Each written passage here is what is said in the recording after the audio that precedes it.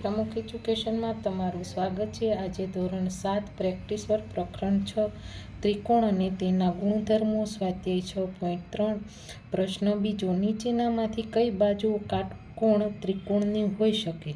તો 8 semi, 15 semi અને 17 semi. તો અહીંયા આપણે કાટકોણ એમને દોરીએ, બરાબર। તો મોટી બાજુ હોય એ કઈ હોય? તો કે કર્ણ। તો આમાંથી કર્ણ તો કે 17, 15 અને 8, બરાબર। આવી રીતના આપણે કરી નાખીએ। હવે જેમ આપણે આગળ કરતા હતા એવી જ રીતના કર્ણનો વર્ગ બરાબર એક બાજુ વર્ગ વત્તા બીજી બાજુ વર્ગ, બરાબર। તો કર્ણ આપણી પાસે કેટલો છે? તો કે 17, 17નો વર્ગ, પછી એક બાજુનું તો કે 15નો વર્ગ વત્તા 8નો વર્ગ। 17 છે એ તો આપણે એમ જ રહેવા દીધા, બરાબર। 17ના વર્ગ 17 જ રહેવા દીધા। ને અહીંયા 225 વત્તા 64, બરાબર। 17નો વર્ગ તો કે 17નો વર્ગ, પછી આ બંનેનું આપણે સરવાળો કરીએ તો કે અહીંયા આવે 289, અહીંયા 17નો વર્ગ બરાબર 289નો વર્ગ કેટલો થાય? એનો વર્ગ આપણે કરવાનો તો કે 17નો વર્ગ કરીએ તો એ કેટલો આવે? તો કે અહીંયા આપણે વર્ગમૂળ કાઢીએ એટલે આપણે આવે 17નો વર્ગ, બરાબર। તો તેવી રીતના અહીંયા આપણે લખીએ કે ઉપરના કાટકોણ, આપણે ઉપરને બાજુમાં લખેલો, બરાબર। ત્રિકોણમાં તો કે આપણે બંને બાજુના લખીએ 15 સેમી અને 8 સેમી લંબાઈ ધરાવતી બાજુ કાટખૂણે તો કે હશે, બરાબર। તેવી જ રીતના હવે અહીંયા બીજામાં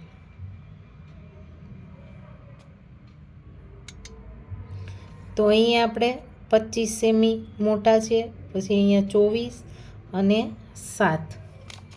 તો ઉપરની જેમ જ કર્ણનો વર્ગ બરાબર એક બાજુ વર્ગ વત્તા બીજી બાજુ વર્ગ। કર્ણ તો આપણે 25નો વર્ગ બરાબર એક બાજુ તો કે એક બાજુ આપણે કેટલા છે? તો કે 24નો વર્ગ વત્તા 7નો વર્ગ। 25ના વર્ગ છે એ તો આપણે એમને જ રહેવા દીધા છે, બરાબર। તો અહીંયા 24નો તો કે 576 વત્તા તો કે 49, 25નો વર્ગ એમ જ આ આપણે કર્ણવાળું છે એમ જ રહેવા દેવાનું, બરાબર। હવે આ બંનેનો આપણે સરવાળો કરીએ તો કે 625, 25નો વર્ગ, 625નું આપણે વર્ગમૂળ કરીએ તો અહીંયા આપણે કેટલા મળશે? તો કે 25નો વર્ગ। હવે આપણે ખબર પડી બેની બાજુ કેવું સરખા, તો કે ઉપરના કાટકોણ ત્રિકોણમાં તો કે 24 સેમી અને 7 સેમી લંબાઈ ધરાવતી બાજુ કાટખૂણે હશે। તેવી રીતના ત્રીજા દાખલા નંબર 6માં, બરાબર।